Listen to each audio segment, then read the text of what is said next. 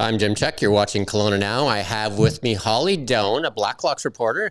You guys focus on the government, actually. You're a parliamentary reporter, and you have a little bit of a fight with what's going on with your subscription-based media outlet. Mm-hmm. And maybe tell us a little bit of what's going on. The challenges you're facing as a media outlet. Well, first of all, nice to meet you. And I think, we can tell your viewers that we've sort of hooked up because we both have mutual frustrations with what's happened with the media industry and the government intervention into the media industry, C-18, the loss of Facebook revenue, et cetera. Our situation is a little different. Blacklock has been in business since 2012. We are 40-year career journalists from mainstream media, network news. And we launched an online site in 2012, paywalled, hard paywall, no Facebook presence really. And we cover business of government, that is bills, regulations, federal court rulings, tribunals. We also cover government internal audits and reports. Our business is accountability journalism. In other words, we don't report announcements or press conferences or question period or any of the good news. Right. Our accountability journalism is purposeful in that it exists with the fundamental and genuine belief that by uncovering government mistakes, waste, mediocrity, cronyism, even corruption, that by exposing those things those things will be corrected and the Canadians will get better government. So our issue has been since the day, a year or so after we hung up our shingle, upwards of 15 or more federal government departments purchased one subscription online and then shotgunned the passwords and the content across the public service. Yeah. And we have been in federal court for 10 years trying to protect paywalls, not only for ourselves, but for the industry and those other mainstream publications, which we all know that are now, aside from subsidies, in the future will be relying on subscriptions. Right. Because, you're breaking stories, some of the bigger stories in Canada. And of course, those departments would want to see those stories because they want to defend against those. And by releasing that password kind of really hurts your ability to drive revenue by just saying one department buys it and then they share it with the whole department. And it's really kind of fights your whole business model, right? Because that's how you make your money. Yeah, of course. And it's worth pointing out that according to House of Commons tablings, that the government of Canada spends $20 million a year on subscriptions. They have a program in Public Works called Media Copyright Clearance. That is, they license media. They spend $1.7 million on the Star, for instance. They have a $680,000 subscription for the Hill Times. In other words, this publication is big and small, is my point. This is nothing new that government pays for media in order to have a better informed public service. Right. Why not? In the internet era, and this government anyway, their fetish for media control, they have decided who should be paid for it, who shouldn't, who gets subsidies, who doesn't.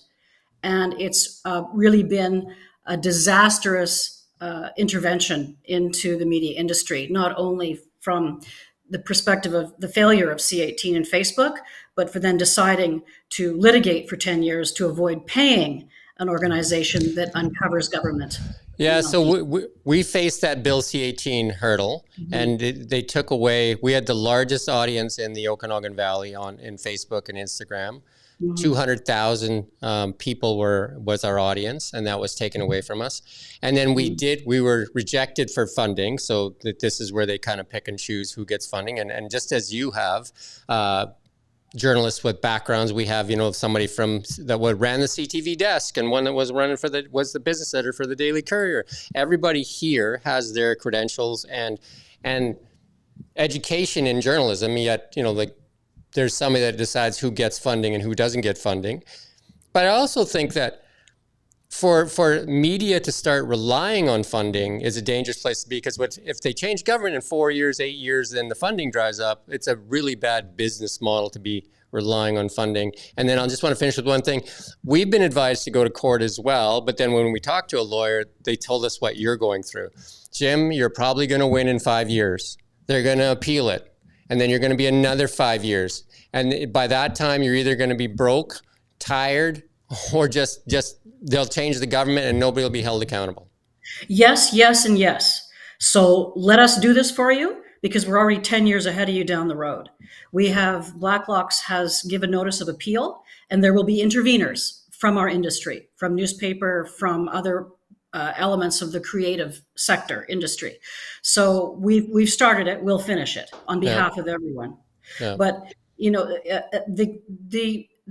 in our case, it's not so much that they took revenue away from us in terms of Facebook. You had counted on that revenue. That was part of your business model.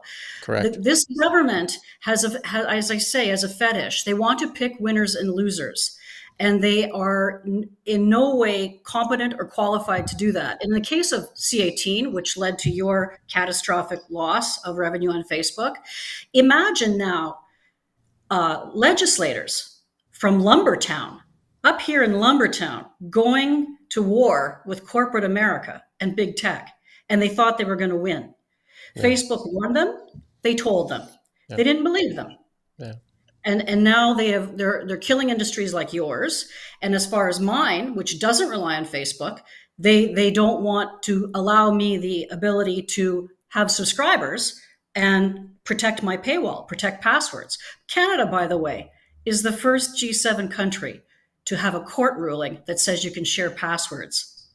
They are commonly accepted as a technological protection measure across the G7 and every signatory to the World Intellectual Property Organization. Our government, we have become the Zimbabwe of copyright. Yeah, it doesn't make any sense in the media landscape, because if you look at what they say is they're here to help local journalism, they're here to help independent journalism, where you would fit in, and yet the exact opposite is happening. And I can show you that if you look at the stock chart of Chorus, they basically close their offices here. Like their newscast will be closed out of here. Just recently, Global, the Black Press is Kelowna Cap News. They've basically declared bankruptcy. Saltwire was taken over by Postmedia. Yeah, and then it's just there's 38 that I think there was an article done by Michael Geist in that, and that there's so many bankruptcies, and most people are pointing towards Bill C-18. And it seems, and it also goes to the community safety, right? Like during the wildfires we have in Okanagan, people couldn't share, they couldn't get access to information. And I know that our premier spoke out, but then he seems to change his mind, and that they made a deal with Facebook. But Facebook to us is a symbiotic relationship. We put our content there willingly, as does CBC, as does CTV. Nobody forced us to put it there. We give them content, they gave us traffic, and it's a symbiotic relationship. Somebody decided that they should pay us, and Facebook, their response was they should be paying us. We give them traffic. And they said, well, if you're going to force us to pay, we're going to leave. And well, look at like internet disruption has been most significant for media, news media, let's face it. No other industry has faced the same crisis with the internet as news media.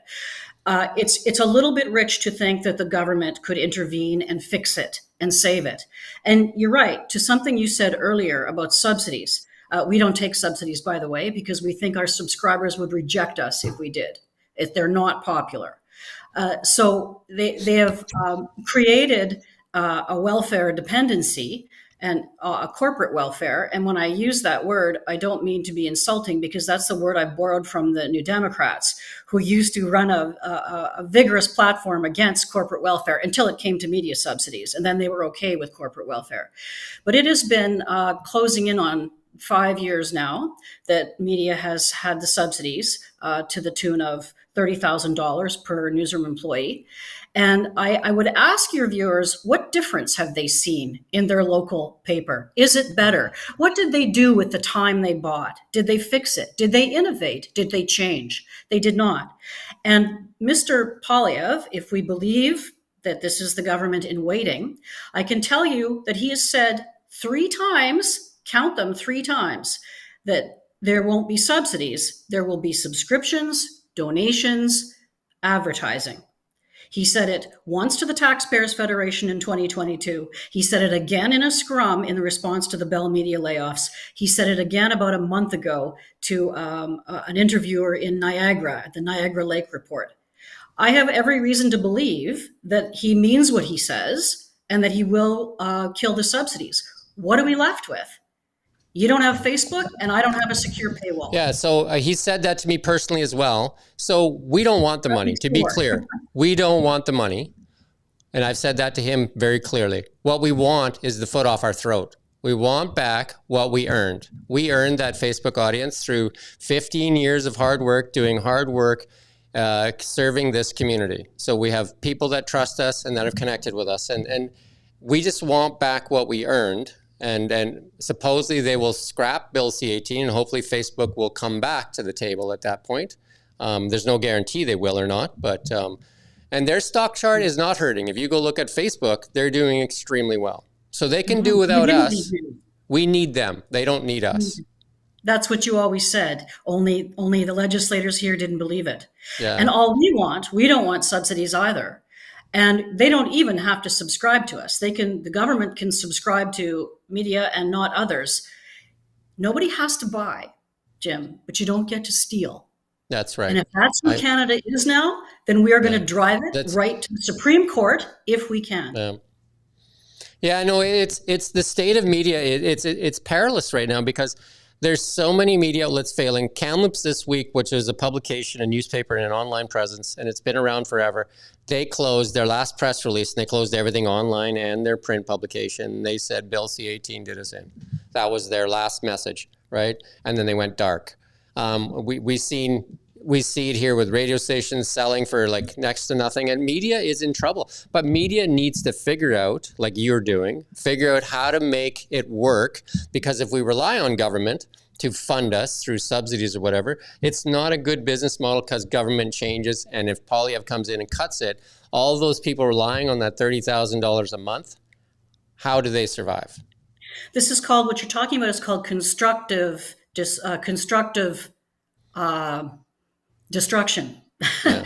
In that we have to tear it all down and then see who can survive and how. Not to say that government has no role in incentives, but government has no role in picking winners and losers. And that's what they've been doing through C-18 and other initiatives. So all I can say is, and this is a positive bit of news for people in your area who count on their local news and hope to see it grow and thrive, and for your business and ours, is that I think a better day is coming. But it's going to be rough. Unfortunately, all we've done is delay the final product and sorting ourselves out by about 5 years worth of subsidies. Yeah, no, we figured out a business model, and if we could get our Facebook back, that's what we really want back, because it's what we earned. We don't like if you add up the money that we should have gotten, it's like well over $750,000. We don't want it, but we also don't want them funding our competition while they're stepping on our throat. Do you know what I mean? That's unfair, unjust. That's it. So the government protects other news media and their subscriptions, but they attack our paywall. You can't use the courts for that, because if you have a ruling that applies to my paywall, it applies to everybody's. And that's what they're doing in Canada by trying to control accountability media. They're destroying the paywall business model for everybody. And they're aware of us too. They're aware of our situation. Letters have been signed by high government officials in BC and that have been sent to Pascal Assange and Justin Trudeau. They're aware of our situation. There's stories, I think I sent them to you, of an academic writer out of Vancouver, and says one of these things doesn't belong with the others. How Kelowna now doesn't get funded is ridiculous. And then, Michael Geist did a piece. There's a whole bunch of people that have looked at our situation and say it's ridiculous.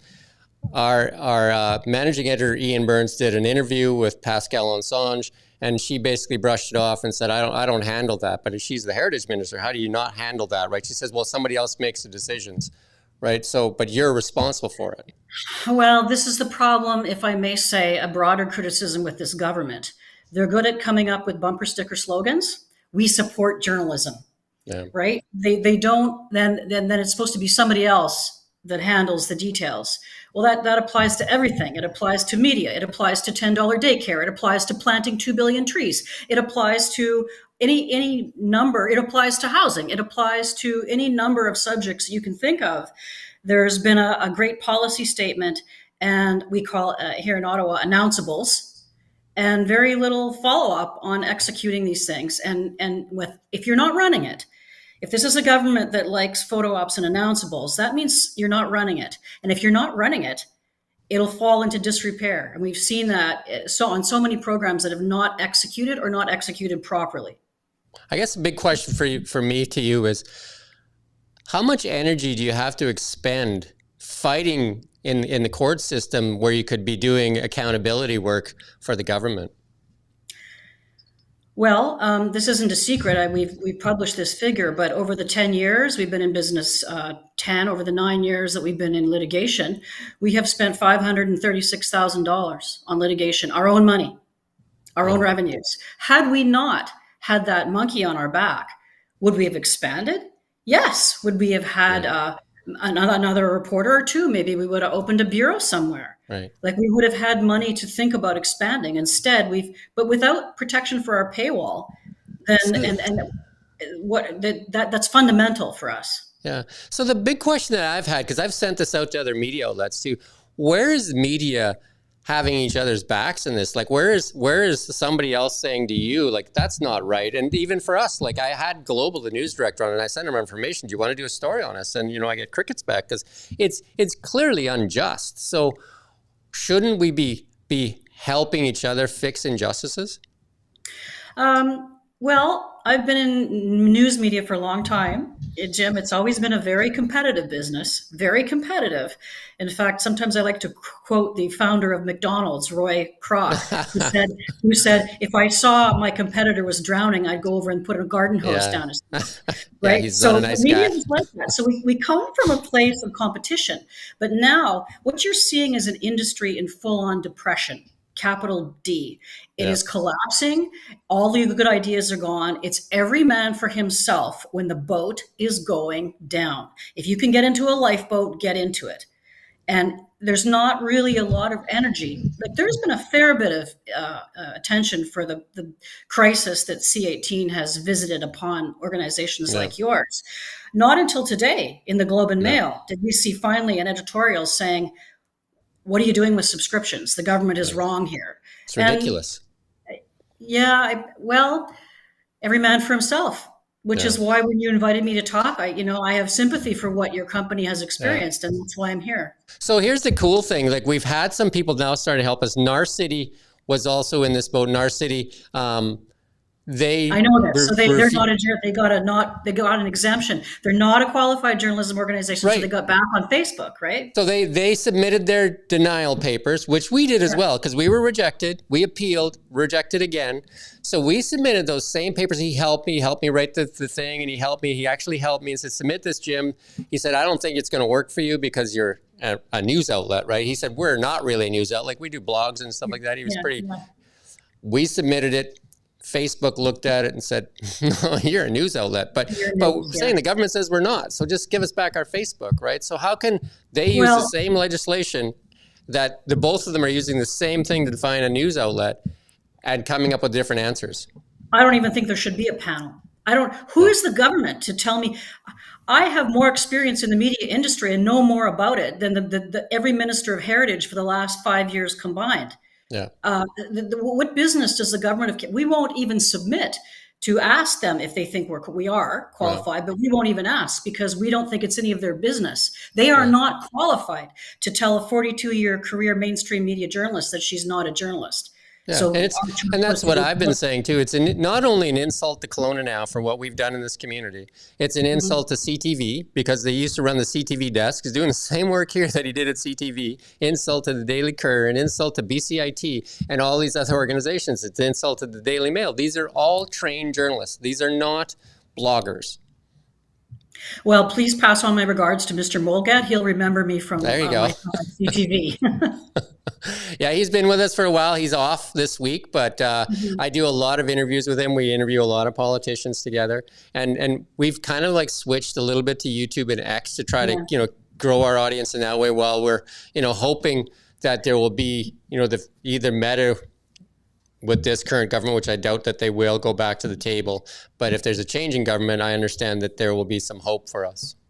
Look, there's no media outlet in Canada or newsroom that is not miserable right now. Pick one. Even the CBC is miserable. Although God love them, we don't understand what their problem is. But they have the staff, they have the pensions. But CTV, let's use that example. I believe CTV will be a streaming service within 10 years. I did an interview with CBC as well. It may not even survive the quarter. Yeah, right? Their stock chart doesn't look bad, and people talk about they were trying to take over this station here. I said, well, it's not that easy. They're a public company, and there's a lot of debt there that people want to get paid for. But I did an interview with CBC as well, and they don't understand where we're at. So nobody seems to understand where we're at. I don't understand how you're at that place too, where they think they can share passwords and stuff like that. Because Netflix has that thing where they cut people off too. You know what I mean? Like, so then why don't they all get? So nobody should have a paywall. It would be our hope that Netflix Canada will join as an intervener. Yeah, because it has massive implications. Yeah, because why are we at this place? Because it started 10 years ago, and bureaucrats are what they are. They dig in and they don't change course unless their political masters tell them to. And this particular government, with its fetish to control media, has not been interested in putting the brakes on this litigation. So here we are, headed for appeal and possibly the Supreme Court. I think if media is to be saved, it's through media itself and not with the hand of government. I think government just needs to take their foot off our throat, off your throat, off our throat, and just let us do our thing. And the viewers can then tell us whether we're worthy of surviving or that we're providing a service that's of value. I agree with you. Warning the viewers and readers, it'll be ugly for a while. And I always beg people's forgiveness and patience, because we are going through a wormhole of change into another environment. And for a while, you might not like everything you see you might think it's, the fact checking is bad, or there's too much opinion, or the reporters are too green, or anything. Or too partisan, but people have to understand this is an industry in the middle of incredible turmoil. But I agree with you. I think we'll all come out the other side, but the government has to back up. Yeah, I mean we've gotten better, I would say. And if you talk to Ian Burns, everything it's like pressure on a lump of coal. We're getting better. We're becoming a better newsroom for it. Takes a long time. But it's definitely. We're trying to survive till we see a change. Do you know what I mean? Like if we have to limp across the finish line, we're going to do our best to limp across that finish line. Like we've closed Victoria now. We've let go some reporters in outlying areas. But in Kelowna, we've stayed pretty strong, and we're gonna hang on. And we are, utilizing some of the funds that come from our other businesses. Definitely, Kelowna now is not making money. We lost a lot of traffic. And the weird thing is, government. Like we used to do a lot with BC Lotteries, and they did a lot with us, and they'd spend quite a bit of money with us. And as soon as we lost our Facebook and our Instagram, they're just like, yeah, as soon as you get it back, we'll spend with you. We're just like, what? Yeah. So it was a big component of what we do. I do hope there's a better day. I think there will be. Well, look, what we have now hasn't worked. How has the government's intervention made a difference since 2019? Yeah. Yeah, no. What's changed? It's gotten worse. The glimmers of hope I see is you and I talking to each other. That's a glimmer of hope. And then I did it with Global. I had the BC Global News Director in studio, and we did a live stream together. Because that typically wouldn't happen, right? But we all know that we're in trouble. Hang on. Limp across the finish line. You said it. Yeah. And we'll do our best. And our biggest function, and you guys do the best at it, is holding power accountable. Thank you. Yeah, and I think that's important. And I understand why we're a target. I understand why the public service doesn't like us. But anyway, they don't get to starve my business model. They don't get to change my business model for me and for everybody because they don't like us. So it's kind of weird in a way because Jag Meat's office reached out to us and said, "What's going on, Jim?" But then we haven't heard from them. Do you know what I mean? Like we send them all the information. It's they're the ones allowing this to continue as well, right? So do you know what I mean? Because they could put an end to this and say these are things that need to be fixed, but it continues on. Ottawa is at 6s and 7s. It's everything is upside down here, and you've heard recently that the chair of the Liberal campaign has quit, and the confidence deal between Mr. Singh and Mr. Trudeau is off. Nobody knows what's going to happen this fall. We know it's going to be a very tumultuous session of the legislature. It's going to be really hot. Nothing is getting done. Pierre Poilievre is driving the agenda by forcing all the others to react to him. Nothing is getting done. And I'm afraid media won't be solved until it's decided what's going to happen with these bills. Yeah, I think it's like people, like you said. I'll say it. I think they should be repealed. Yeah, I think we need to buckle up. It's going to be a turbulent ride, and we just need to, make it through the turbulence, I guess. That's it. Yeah. C'est ça. Any final words that you want to share? Only that I will say, once upon a time, 100 years ago or more, the Canadian media was very, very vital. There were no less than 36 dailies and weeklies in the parliamentary press gallery. Now we're down to a half a dozen. There were all sorts of media that have been long forgotten, you've never heard of. They were all vibrant. And I think that the internet upheaval in the end is going to lead to that amount, a plethora of choices for Canadians again. You're going to have a lot of choice, more choice than we've ever had. Yeah. So one of the dangers that Ian brings up is like if the government picks these winners and losers and like good journalists and kind of gets rid of them, then you have a lot of people on YouTube and stuff like that don't have journalism training, and then they push together one side of an agenda and they don't fact check anything. And that's where a lot of people are getting their news, because many outlets that have that training and background are forced to go under. It is true that if you want to blot out misinformation or disinformation, then the answer is real information. Yeah. And so, like I say, I don't think that there could be no government incentives for media, but I don't think the meddling specifically in picking winners and losers has been the right way, because the government is picking the buggy whip companies. Yeah, and no, for sure. The rest of us have something new to offer.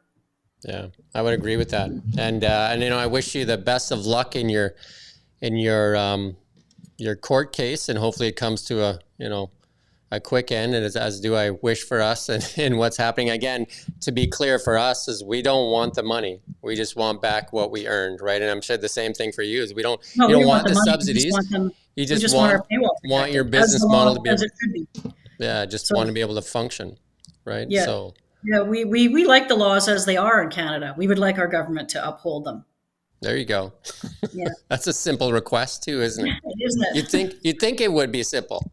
Right. Yeah. Well, it's not. Anyway, we'll publish. If no one else wants to write about it, we will. We're there. We have a front row seat in the courthouse, and so we'll publish those stories unlocked, not paywalled. And we hope that other media will become engaged, because all our futures count on it. And for you, I hope we can see a change in those laws, if not repealing them outright in the future. Yeah, I hope so too. I mean, it's not just